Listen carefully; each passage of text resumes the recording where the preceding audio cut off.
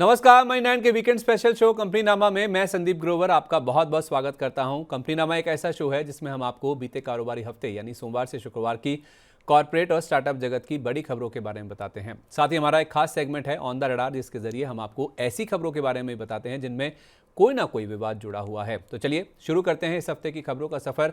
पहले बात करते हैं कॉर्पोरेट से जुड़ी बड़ी सुर्खियों की। आपको ले चलते हैं पहली खबर की तरफ। सोमवार 25 नवंबर को प्रोटीन ई गव टेक्नोलॉजीज के ओएफएस में रिटेल निवेशकों का हिस्सा खुला, जिसको 297.06% बोलियां मिली। इस तरह इस ओएफएस को कुल 300% या 3 गुना से ज्यादा बोलियां मिली हैं। पिछले एपिसोड में हमने आपको बताया था कि 21 नवंबर की शाम को एनएसई इन्वेस्टमेंट्स के बोर्ड ने प्रोटीन ई गव टेक्नोलॉजीज की 20.31% हिस्सेदारी ओएफएस के जरिए बेचने के प्रस्ताव को मंजूरी दे दी है। इस ओएफएस का फ्लोर प्राइस 1550 रुपये प्रति शेयर तय किया गया था। 22 नवंबर को ओएफएस में नॉन रिटेल निवेशकों के लिए खुले हिस्से को 547.4% बोलियां मिली थी। 25 नवंबर को जब यह खबर आई तो प्रोटीन ई गव टेक्नोलॉजीज के शेयर में 1707 रुपये 10 पैसे का लो लगाने के बाद मामूली बढ़त के साथ 1738 रुपये 90 पैसे पर कारोबार की समाप्ति हुई। अगली खबर, PSU bank central bank of India को इंश्योरेंस कारोबार में एंट्री के लिए बैंकिंग रेगुलेटर आरबीआई से मंजूरी मिल गई है। स्टॉक एक्सचेंजेस को दी गई जानकारी के मुताबिक आरबीआई ने बैंक को 21 नवंबर को जारी लेटर के माध्यम से जनराली ग्रुप के साथ इंश्योरेंस कारोबार से जुड़ी जेवी बनाने के लिए मंजूरी दे दी है, जो कि FGIICL और FGIL-ICL के जरिए बनाई गई है। आपको बता दें कि अक्टूबर में कंपटीशन कमीशन ऑफ इंडिया यानी CCI ने बैंक की ओर से future Generali India insurance company यानी FGIICL और future Generali India life insurance company यानी FGIL-ICL में हिस्सा खरीद के प्रस्ताव को मंजूरी दी थी। FGIL-CL की ओर से personal insurance, commercial insurance, social and rural insurance समेत कई तरह की सेवाएं मुहैया करवाई जाती हैं। 25 नवंबर को सेंट्रल बैंक ऑफ इंडिया के शेयर में 57 रुपये 96 पैसे का हाई लगाने के बाद करीब 8.9% की बढ़त के साथ 56 रुपये 90 पैसे पर कारोबार की समाप्ति हुई। अगली खबर, इंश्योरेंस कारोबार से जुड़ी PSU company new India assurance को 1945 करोड़ रुपए का टैक्स रिफंड मिलेगा। मंगलवार 26 नवंबर को स्टॉक एक्सचेंजेस को जानकारी देते हुए कंपनी ने बताया कि असेसमेंट ईयर 2013-14 से 2019-20 तक के लिए ब्याज समेत कंपनी को 1945 करोड़ रुपए का टैक्स रिफंड मिलेगा, जिसमें ब्याज की 4,489.22 करोड़ रुपए की रकम भी शामिल है। कंपनी ने कहा कि वो इनकम टैक्स अथॉरिटीज के साथ इस रकम को जल्द से जल्द रिलीज करने के लिए बातचीत कर रही है। 26 नवंबर को न्यू इंडिया एश्योरेंस के शेयर में 152.59 तक का हाई लगाने के बाद करीब 4.5% की मजबूती के साथ 188 रुपये 46 पैसे पर कारोबार का अंत हुआ। अगली खबर, निजी क्षेत्र के सबसे बड़े बैंक एचडीएफसी बैंक ने इस हफ्ते 25 से 28 नवंबर को लगातार 4 दिन तक नई रिकॉर्ड ऊंचाई को छुआ। 25 नवंबर को शेयर ने पहली बार 1800 रुपये का स्तर पार किया और गुरुवार 28 नवंबर को शेयर ने 1836 रुपये 10 पैसे का रिकॉर्ड उच्चतम स्तर छुआ। इससे पहले 3 जुलाई को शेयर ने 1794 रुपये का रिकॉर्ड हाई बनाया था। इस तरह बैंक का मार्केट कैप पहली बार 14 लाख करोड़ रुपए के पार निकल गया। दरअसल 25 नवंबर को एमएससीआई रीबैलेंसिंग के दूसरे चरण की खरीद शुरू हुई, जिससे शेयर में तेजी देखने को मिली। आपको बता दें कि एमएससीआई ने अगस्त में 2 चरणों में बैंक का वेटेज बढ़ाने की घोषणा की थी। साथ ही खबर यह भी थी कि बैंक की 12,000 करोड़ रुपए के कार लोन बेचने की भी योजना है। 25 नवंबर को एचडीएफसी बैंक का शेयर करीब 2% की मजबूती के साथ 1,778 रुपये 95 पैसे पर जाकर बंद हुआ था। अगली खबर, पीएसयू बैंक्स यानी सरकारी बैंकों को शेयर बाजार से पूंजी जुटाने के लिए वित्त मंत्रालय से मंजूरी मिल गई है। वित्त वर्ष 2025 यानी मौजूदा वित्त वर्ष में बैंकों को 25,200 करोड़ रुपए उठाने के लिए मंजूरी मिली है, जिससे इनको ग्रोथ के लिए पूंजी मिलेगी। इस प्रक्रिया के तहत बैंक अपना हिस्सा बेचकर रकम जुटा सकेंगे। इस तरह बैंकों को न्यूनतम पब्लिक होल्डिंग 25% रखने में मदद मिलेगी। आपको बता दें कि 25% मिनिमम पब्लिक शेयर होल्डिंग यानी एमपीएस करने के लिए सरकारी बैंकों के पास अगस्त 2026 तक का समय है।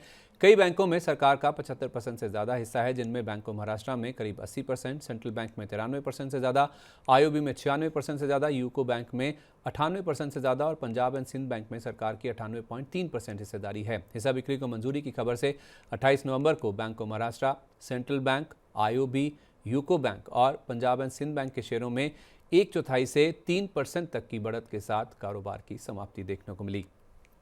अगली खबर, बेंगलुरु की hospital chain Aster DM healthcare ने एस्टर आधार हॉस्पिटल का बाकी बचा 13% हिस्सा खरीदने को मंजूरी दे दी है। एस्टर आधार हॉस्पिटल का नाम पहले प्रेरणा हॉस्पिटल हुआ करता था। प्रेरणा हॉस्पिटल में कंपनी के पास पहले से 87% हिस्सेदारी है। बाकी बचे हिस्से की खरीद की प्रक्रिया 2 चरणों में पूरी की जाएगी। हिस्सा खरीद की प्रक्रिया 31 दिसंबर 2025 तक पूरी होने का अनुमान है। माना जा रहा है कि इस अधिग्रहण से हेल्थ केयर सेक्टर में कंपनी की स्थिति और मजबूत होगी। 27 नवंबर को एस्टर डीएम हेल्थकेयर के शेयर में 9% से ज्यादा के उछाल के साथ 480 रुपये पर दिन के उच्चतम स्तर के करीब कारोबार की क्लोजिंग हुई। अगली खबर, बुधवार 27 नवंबर को German automotive systems manufacturer ZF commercial के 11 लाख शेयरों या 5.7% हिस्से की बड़ी बल्क डील हुई। 12,679 रुपये के औसत भाव पर हुई इस बल्क डील की वैल्यू 1387 करोड़ रुपए आंकी गई है। NSE पर मौजूद बल्क डील के आंकड़े बताते हैं कि कंपनी के प्रमोटर और ZF ग्रुप के forming part Webco Asia private limited ने अपनी भारतीय सब्सिडरी में 8.25 लाख शेयरों या 4.3% हिस्सेदारी बेची है। 12,465 रुपये 19 पैसे के औसत भाव पर यह हिस्सेदारी 1,022 करोड़ रुपए में बेची गई है, जिसके बाद वेबको एशिया की कंपनी में हिस्सेदारी 67.5% से घटकर 63.17% हो गई है। इस बल्क डील के जरिए आदित्य बिरला सन लाइफ म्यूचुअल फंड यानी ABSL MF ने 12,400 रुपये के औसत भाव पर ZF CVCS इंडिया के 1,60,000 शेयर खरीदे हैं, जिनकी वैल्यू करीब 200 करोड़ रुपए के आसपास बैठती है। 27 नवंबर को ZF कमर्शियल के शेयर में 12,205 रुपये 10 पैसे का 52 वीक लूज छूने के बाद करीब 13.5% की कमजोरी के साथ 12,451 रुपये पर कारोबार की समाप्ति देखने को मिली। अगली खबर, मार्केट शेयर के हिसाब से इलेक्ट्रिक टू व्हीलर बनाने वाली देश की सबसे बड़ी कंपनी ओला इलेक्ट्रिक ने अफोर्डेबल यानी सस्ते स्कूटर्स की 2 रेंज लॉन्च की है। गिग वर्कर्स के लिए कंपनी ने गिग के नाम से स्कूटर रेंज लॉन्च की है। गिग स्कूटर की एक्स शोरूम कीमत करीब 40,000 रुपये है, जो कि इस कंपनी का अब तक का सबसे सस्ता स्कूटर होगा। गिग स्कूटर की 25 किलोमीटर प्रति घंटे की मैक्सिमम स्पीड होगी। वहीं एक बार चार्ज होने पर यह गिग स्कूटर 112 किलोमीटर चलेगा। इसके अलावा कंपनी ने शहरी ग्राहकों के निजी इस्तेमाल के लिए S1Z और S1Z Plus भी पेश की है। S1Z और S1Z Plus की कीमत क्रमशः करीब 60,000 और 65,000 रुपये होगी। इन नए स्कूटर्स की डिलीवरी कंपनी की ओर से अप्रैल से मई में शुरू की जाएगी। इस खबर के चलते 27 नवंबर को ओला इलेक्ट्रिक के शेयर में 20% के अपर सर्किट पर 88 रुपये 10 पैसे पर कारोबार की समाप्ति हुई। अगली खबर, टेलीकॉम कंपनियों को सरकार से बड़ी राहत मिली है। दरअसल सोमवार 25 नवंबर को हुई कैबिनेट बैठक में 2022 से पहले दिए गए स्पेक्ट्रम पर बैंक गारंटी की शर्त को खत्म करने पर सहमति बन गई और बैठक में कैबिनेट ने इस प्रस्ताव को सैद्धांतिक मंजूरी दे दी। माना जा रहा है कि बैंक गारंटी से जुड़ा नियम खत्म होने से कंपनी की आर्थिक स्थिति सुधरने की उम्मीद है और उसमें भी वोडाफोन आइडिया को सबसे ज़्यादा फायदा होगा, क्योंकि इस कंपनी को 24,700 करोड़ रुपए की बैंक गारंटी जमा करनी है और 1 नवंबर को कंपनी ने बैंक गारंटी से जुड़ी 350 करोड़ रुपए की दूसरी किस्त को अदा नहीं किया था। बता दें कि अगस्त में cellular operators association of India यानी COAI ने DOT को बैंक गारंटी माफ करने की अर्जी दी थी। सरकार से राहत मिलने की खबर से 26 नवंबर को वोडाफोन आइडिया के शेयर में 19% तक का उछाल देखने को मिला और क्लोजिंग करीब 9% की बढ़त के साथ 9 रुपये 18 पैसे पर हुई। वहीं TTML के शेयर में 20% के अपर सर्किट पर कारोबार की समाप्ति देखने को मिली। अगली खबर, दिग्गज FMCG कंपनी HUL के आइसक्रीम बिजनेस की अलग से बाजार में लिस्टिंग होगी। दरअसल 25 नवंबर की शाम को हुई बैठक में कंपनी के बोर्ड ने आइसक्रीम कारोबार के डीमर्जर को मंजूरी दे दी। डीमर्जर की प्रक्रिया के तहत कंपनी के शेयरधारकों को आइसक्रीम बिजनेस के शेयर जारी होंगे। शेयर होल्डर्स को 1:1 रेशो में शेयर अलॉट किए जाएंगे, यानी कि HUL के हर एक शेयर के बदले में शेयरधारकों को आइसक्रीम बिजनेस का एक शेयर मिलेगा। डीमर्जर की घोषणा के चलते 26 नवंबर को HUL के शेयर में 2,460 रुपये 40 पैसे का लो लगाने के बाद करीब 1/4% की बढ़त के साथ 2,478 रुपये 20 पैसे पर कारोबार की क्लोजिंग हुई। अगली खबर, सोमवार 25 नवंबर की शाम को GE T&D इंडिया यानी GE वर्नोवा T&D इंडिया के प्रमोटर्स ने OFS के जरिए कुल करीब 8.5% तक हिस्सा बेचने की घोषणा की। इस OFS में एक promoter group company grid equipments company में अपने 1.4 करोड़ शेयर या करीब 5.5% हिस्सा बेचेगी, जो कि बेस इशू है। अगर इशू को अच्छा रिस्पांस मिला तो अतिरिक्त 74.5 लाख शेयर या 2.91% हिस्सा बेचने का ग्रीन शू ऑप्शन भी रखा गया था। इस OFS का फ्लोर प्राइस 1550 रुपये प्रति शेयर तय किया गया, जो कि सोमवार की 1919 रुपये 45 पैसे की क्लोजिंग से करीब 19% के डिस्काउंट पर था। 26 नवंबर को नॉन रिटेल निवेशकों के लिए खुले हिस्से को 2.37 गुना बोलियां मिली, जिसके बाद कंपनी ने ग्रीन शू ऑप्शन का इस्तेमाल करने का फैसला लिया। 26 नवंबर को GE T&D इंडिया के शेयर में 5% के लोअर सर्किट पर 1823 रुपये 50 पैसे पर कारोबार की शुरुआत हुई और क्लोजिंग भी उसी स्तर पर हुई। वहीं 27 नवंबर को OFS में रिटेल निवेशकों के लिए खुले हिस्से को 2.5 गुना बोलियां मिली। 27 नवंबर को GETND इंडिया के शेयर में 1732 रुपये 35 पैसे का लो टच करने के बाद करीब 1% की कमजोरी के साथ 1805 रुपये पर शेयर जाकर बंद हुआ। अब बात करते हैं आईपीओ मार्केट की। प्राइमरी मार्केट में इस हफ्ते 2 कंपनियों की लिस्टिंग हुई। पहला नाम है एनटीपीसी ग्रीन एनर्जी का, जिसकी लिस्टिंग बुधवार 27 नवंबर को हुई और ये लिस्टिंग सुस्त रही। एनएसई पर एनटीपीसी ग्रीन का शेयर 111 रुपये 50 पैसे के भाव पर खुला, यानी कि इशू प्राइस से करीब 3.25% प्रीमियम पर लिस्टिंग हुई, क्योंकि इस आईपीओ का इशू प्राइस 108 रुपये प्रति शेयर था। यह आईपीओ कुल 2.5 गुना सब्सक्राइब हुआ था, जिसके जरिए इस कंपनी ने 10,000 करोड़ रुपए की रकम जुटाई है। इस आईपीओ के जरिए फ्रेश इशू से कंपनी को पूरी 10,000 करोड़ रुपए की रकम मिली है। ग्रे मार्केट में इस आईपीओ के लिए 1 रुपये का प्रीमियम था, जिसके मुकाबले बेहतर लिस्टिंग देखने को मिली, लेकिन बाद में शेयर में खरीदारी बढ़ी और दिन के दौरान 122 रुपये 65 पैसे का 10% का अपर सर्किट छूने के बाद शेयर में 9.25% की तेजी के साथ 121 रुपये 25 पैसे पर कारोबार की क्लोजिंग हुई। दूसरा नाम है एनवायरो इंफ्रा इंजीनियर्स का, जिसकी लिस्टिंग बेहद शानदार रही। एनएसई पर एनवायरो इंफ्रा इंजीनियर्स का शेयर 220 रुपये प्रति शेयर के भाव पर लिस्ट हुआ, यानी कि इशू प्राइस से 48.6% प्रीमियम पर लिस्टिंग हुई, क्योंकि इस आईपीओ का इशू प्राइस 148 रुपये प्रति शेयर था। दरअसल इस आईपीओ को निवेशकों से काफी अच्छा रिस्पांस मिला था। यह आईपीओ कुल 90 गुना के आसपास भरा था, जिसके जरिए कंपनी ने कुल 650 करोड़ रुपए के आसपास की रकम जुटाई है। 29 नवंबर को 233 रुपये 70 पैसे का हाई लगाने के बाद एनवायरो इंफ्रा के शेयर में 207 रुपये 16 पैसे पर कारोबार की समाप्ति हुई, जो कि 220 रुपये के ओपनिंग प्राइस से करीब 6% नीचे है, पर 148 रुपये के इशू प्राइस से करीब 40% के प्रीमियम पर है।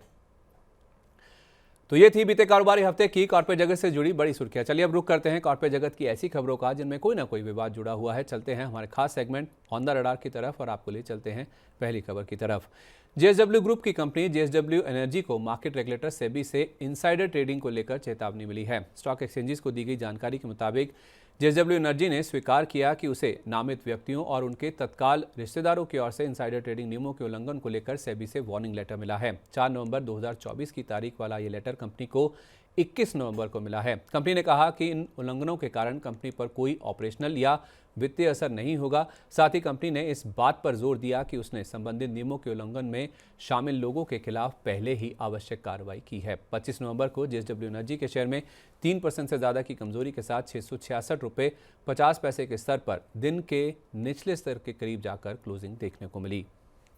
अगली खबर, बीते हफ्ते यूएस में रिश्वतखोरी से जुड़े आरोप लगने की खबर के बाद इस हफ्ते भी अदानी ग्रुप ने खूब सुर्खियां बटोरी। 25 नवंबर को खबर थी कि अदानी ग्रुप के साथ हुई पावर डील के रिव्यू के लिए बांग्लादेश ने लीगल फर्म नियुक्त करने का फैसला किया है। साथ ही श्रीलंका में विंड पावर प्रोजेक्ट पर वहां की कैबिनेट फैसला लेगी। इसके अलावा खबर यह भी थी कि यूएस एसईसी को विदेशी नागरिकों को समन करने का कोई अधिकार नहीं है और अदानी मामले में नोटिस सिर्फ डिप्लोमेटिक चैनल से ही संभव है। साथ ही अदानी हिंडनबर्ग केस में सेबी ने सभी 24 मामलों पर जांच पूरी कर ली है और सुप्रीम कोर्ट में रिपोर्ट जल्द दाखिल हो सकती है। 25 नवंबर को 2238 रुपये का लो लगाने के बाद अदानी एंटरप्राइजेस के शेयर में करीब 0.25% की बढ़त के साथ 2265 रुपये 20 पैसे पर और अदानी ग्रीन के शेयर में 9% से ज्यादा की गिरावट के साथ 955 रुपये पर क्लोजिंग देखने को मिली।